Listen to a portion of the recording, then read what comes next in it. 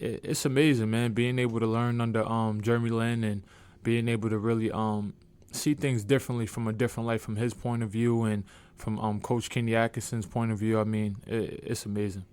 And he took over New York for a minute there a few years ago. Yeah. So, I mean. Yeah, you guys got, there's some similarities between you guys there. He played in the D-League for a while. He wasn't really sure if he was going to stick. I don't really know if you've had a chance to talk to him at all yet about stuff like that, but how's your relationship with Jeremy going so far? It's very close. I mean, me and him, I would say we text almost every day. And, when we're away from each other, especially from the gym. But being able to have a guy like that as a vet, to me, I mean, it's amazing because, like you said before, we came from the D-League situation and now to the NBA. And, I mean, he's always talking to me about just staying hungry. I mean, he's one of those guys that he gets overlooked a lot, and really being able to really sit there and say, you know what, I'm one of the guys that's being overlooked, and everyone's not believing in the hype. I mean, he's one of the hardest workers I've ever even seen and been a part of, and really had an opportunity to watch it. And now, like with him bringing this whole situation to Brooklyn and our team, I mean, I think it's a great thing because it's very seldom that you see things like that. So I really big up Jeremy with that.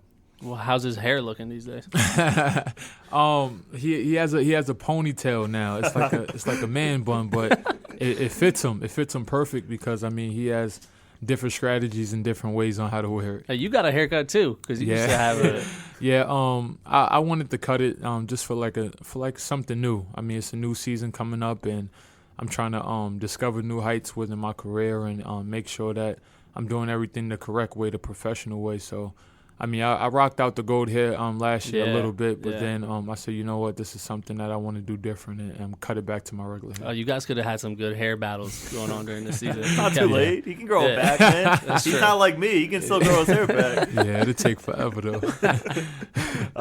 You mentioned earlier that you didn't take any time off, and you meant it. Like, you went to Vegas. You played in the Summer League. And, we were looking at the Summer League roster earlier, and it was fire. I mean, between you – Chris McCullough, Isaiah Whitehead, and I think Rondé played as well, right? Yeah. So, that's just a really fun, cool team. Obviously it's a business trip when you're there and you're there to play well and win. But, what was it like getting to know, McCullough and Whitehead, especially the three of you guys are from New York. So did you hit it off immediately or what's your relationship like with them? Well, with Chris and Isaiah, they knew each other beforehand because they played when they was younger. So that class was with them two. That class was pretty much younger than me, so I was more so of the veteran compared to those guys, especially like with Rondé as well, because I mean my age. I'm 26, and those guys is more so like 23, 22. Right. So I mean being able to really help those guys on a professional level, just to get them to see like my point of view on things, and they'd tell me their point of view of things, and I think it helped a lot tremendously. That's one of the reasons why I wanted to play in the Summer League, because you don't get the opportunity to do that, especially with a guy like me that was coming off of half the season with the Brooklyn Nets, and now you're going into the Summer League and you're playing with the guys like 3-4 of the guys that's basically coming back with you. So, I mean, I think it helped me tremendously, and like I said before, it helped me with learning coach. I mean, him being able to coach me and really seeing exactly what he wants within his offense. And as soon as he threw the offense in with the Summer League, and then it translated over to the summer workouts, it was like a piece of cake to me. So I was like, man, I know everything now. Like, I know all the little wrinkles and little ways to score. I mean, I think that's something that will help us within the season.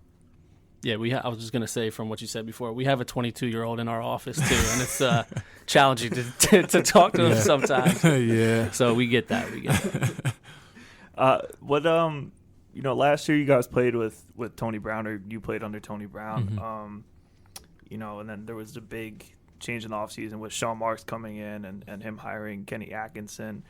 Have you noticed just like, I guess, a change in I don't want to say culture, but just, the atmosphere around the team? Are things run differently? Things run more the same? Or is it status quo? What's the big difference in the Nets right now? We're a lot more organized. A lot more organized and it's a lot of togetherness with this group now. I mean, everyone wants to see each other do well.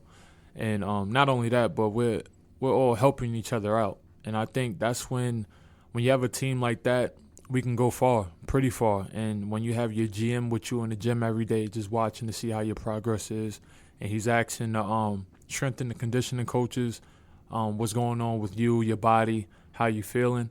I mean, that's something that goes to tell you that he cares. And I mean, when you have a guy like Sean Marks that's really actually showing that, I mean, it's a huge confidence booster within our team. So I mean, everything that he doesn't go unnoticed at all. I mean, we're seeing him, and he's every day we're in the weight room. He's just coming in, how you guys feeling? Like, just tell me how you guys feel so we can accommodate to you guys, and anything you need, we're here. Yeah, and Coach Atkinson, you know, he got a lot of credit for helping Jeremy when he was with the Knicks. Have you noticed, just, you know, is he really good with the guard group? Has he taught you anything so far that you're like, wow, like he's already elevated my game a little bit? He's one of those quick decision guys. I mean, when you're able to, like, for example, I'm a guy that plays off the ball, but most of the time when Jeremy does have the ball, it's like you got to kind of watch him on what he's doing, and then you just let your talent take over from that. And coach is just constantly telling me, just be relentless. Just don't stop. If scoring is what you do, then you do it. Just continue to keep doing that and making sure that you're hitting the open jump shots that we do need you to hit, especially in the corners. So, I mean, when you have that type of coach and that type of point guard and Jeremy that's really sitting there telling you just play your game and don't worry about nothing, I mean, sky's the limit. I mean, you never know what can happen from there. You can just only get better.